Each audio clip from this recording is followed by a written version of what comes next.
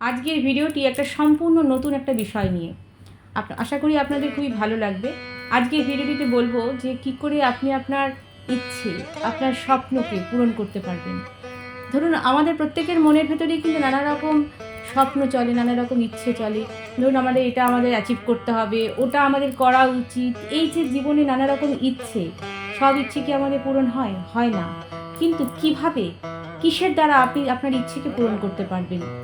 তার কি ম্যানিফেস্টেশন আছে, কি ল অফ অ্যাট্রাকশন আছে যার সাহায্যে আপনি আপনার স্বপ্নকে, আপনার ইচ্ছেকে পূরণ করতে পারবেন? তাই পুরো সম্পূর্ণ ভিডিওটি স্কিপ না করে দেখুন এবং আমার চ্যানেলটিকে সাবস্ক্রাইব করুন, অনেক বেশি করে শেয়ার করুন, লাইক করুন।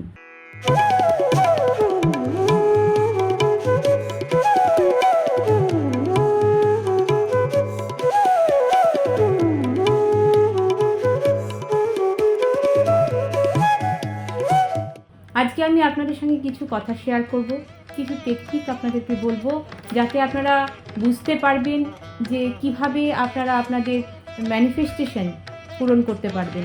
ভিডিওর শেষে এটাও বলবো যে আমাদের প্রকৃতি বা আমাদের ইউনিভার্স আপনাকে কি ইঙ্গিত দিচ্ছে, যে আপনাদের যে ইচ্ছেটা রয়েছে, যে টেকনিকের সাহায্যে আপনারা আপনাদের ইচ্ছেটাকে বলছেন, সেটা আদৌ পূরণ হবে কি না, ইউনিভার্সই আপনাকে ইঙ্গিত দেবে। তাহলে আমরা প্রথমে কি জানবো যে এই ম্যানিফেস্টেশন বিষয়টা কি। এই ম্যানিফেস্টেশন ব্যাপারটা হচ্ছে গিয়ে কিছু পজিটিভ কথা বা কিছু পজিটিভ চিন্তা ভাবনা, যেটা আমরা বারবার লিখে থাকি বা বারবার বলে থাকি, যার দ্বারা আপনাদের ইচ্ছেটা পূরণ হবে।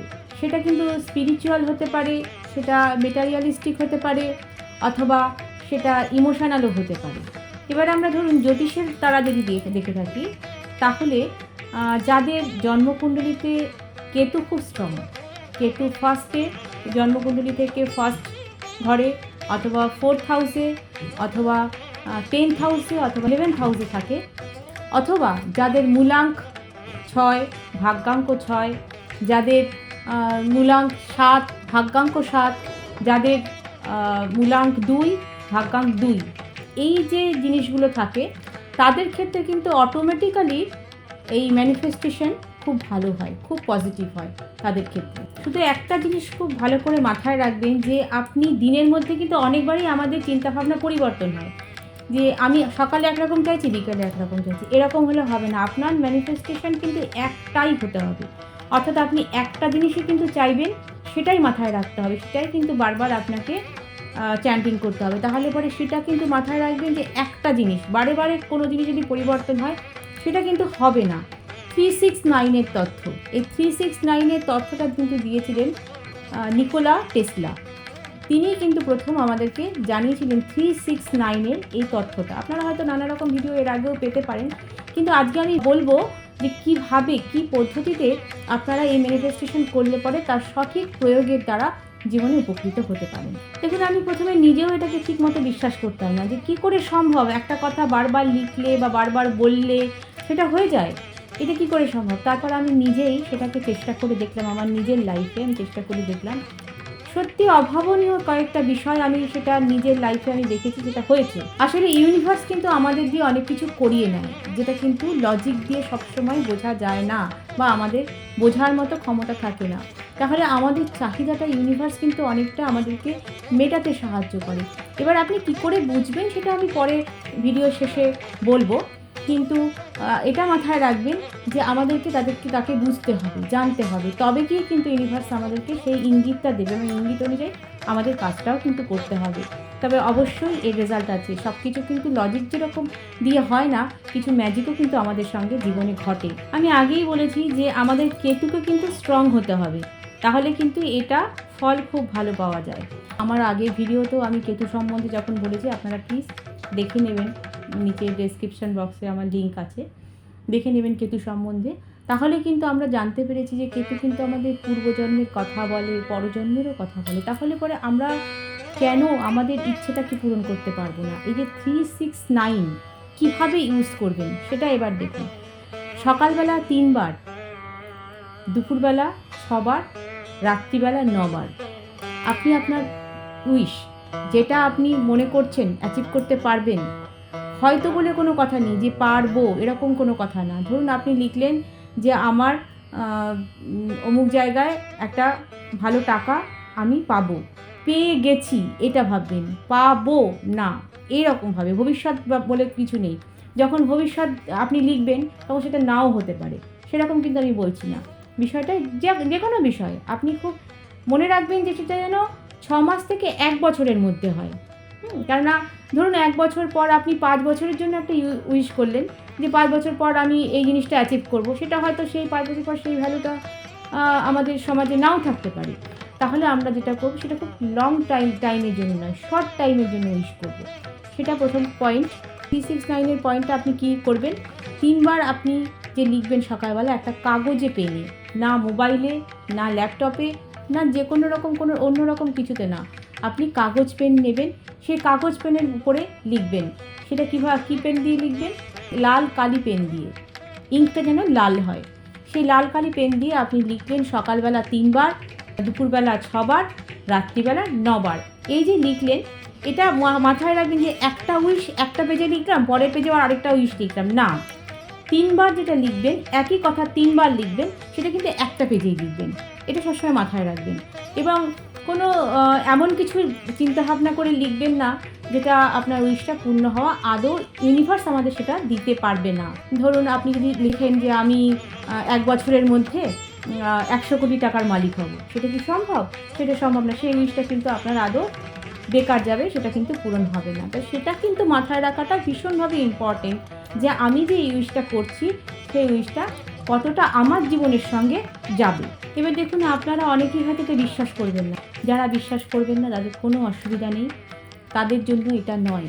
কিন্তু অনেকেই আছে যারা বিশ্বাস করবেন। আপনারা কমেন্ট করবেন অবশ্যই যারা যারা এটা বিশ্বাস করেন। এবং অনেক কিছু অভিজ্ঞতা আপনাদের সঙ্গে হয়তো হয়েছে এর আগেও, যেটা আপনারা চিন্তা ভাবনা করেছেন সেটা হয়ে গেছে, চিন্তা করেছেন, স্বপ্ন দেখেছেন, হয়তো সেটা হয়ে গেছে।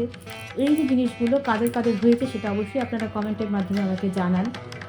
আর আরেকটা জিনিস মাথায় রাখবেন যে আপনারা যে ডায়েরিতে বা যে খাতায় আপনারা উইশটা লিখছেন সেটা কিন্তু সবসময় সিক্রেট রাখবেন। আমি এর আগেও বলেছি, কালিটা ইউজ করবেন লাল, আর ডায়েরিটা অবশ্যই সিক্রেট রাখবেন। কতদিন এটা লিখবেন? 45 দিন লিখবেন, টানা 45 দিন আপনি এটা লিখুন। প্রথম আপনার মনে হবে যে দূর কী করছি, আদৌ এটা হবে কি না, হলেও কি হবে, বেকার জিনিস, এটা আপনার ক্ষেত্রেও মনে হবে প্রথম। কিন্তু তবুও আপনি করুন না, ক্ষতি তো কিছু নেই। যদি আপনার দ্বারা আপনার উইশটা যদি আপনার লেখার দ্বারা পূরণ হয় তাহলে অসুবিধা কোথায়? প্রথম আপনার অসুবিধা হলেও ধীরে ধীরে যখন লিখতে থাকবেন, দিন এগোতে থাকবে, তখন দেখবেন এই জিনিসটা, এই লেখাটার উপরই আপনার অলরেডি কিন্তু আপনার ভিতরে একটা বিশ্বাস জন্মাচ্ছে। এই যে জন্মাচ্ছে বিশ্বাসটা, এই বিশ্বাসটাই কিন্তু আপনাকে পজিটিভিটির দিকে এগিয়ে নিয়ে যাবে। এই জন্যই বলছি, আপনারা কিন্তু টানা 45 দিন বন্ধ না দিয়ে এটা কিন্তু 369 অর্থাৎ 3 বার, 6 বার, 9 বার অবশ্যই লিখে দেখুন। এবার আমি বলেছিলাম যে আপনার উইশটা যে পূরণ হবে এটা আপনি কি করে বুঝবেন, অর্থাৎ ইউনিভার্স থেকে আপনি কি ইশারা পাবেন, আপনি বুঝবেন কী করে? দেখুন, অ্যাঞ্জেলস নাম্বার, এই অ্যাঞ্জেলস নাম্বারটা আপনি খুব বেশি করে দেখতে পারবেন। এবার এটা অ্যাঞ্জেলস নাম্বারটা কি? 111, 11, 000, 555, 6। এই যে নাম্বারগুলো, এই নাম্বারগুলো আপনি খুব ঘন ঘন আপনার চোখে পড়বে। দেখা গেল আপনি গাড়ির রাস্তা দিয়ে যাচ্ছেন, যেতে যেতে গাড়ির কোনো নাম্বার প্লেটে আপনি এর মধ্যে কোনো একটি নাম্বার আপনার চোখে পড়লো, বা মোবাইলের ফোন নাম্বারের মধ্যে দেখা গেল এই নাম্বারটা চোখে পড়লো। এইরকম নানাভাবে কিন্তু আপনাকে এই নাম্বারটা আপনি দেখতে পাবেন, বিভিন্ন জায়গাতে আপনি দেখতে পাবেন। এটাকে বলা হচ্ছে অ্যাঞ্জেলস নাম্বার। তার মানে আপনার উইশটা খুব তাড়াতাড়ি পূর্ণ হবে।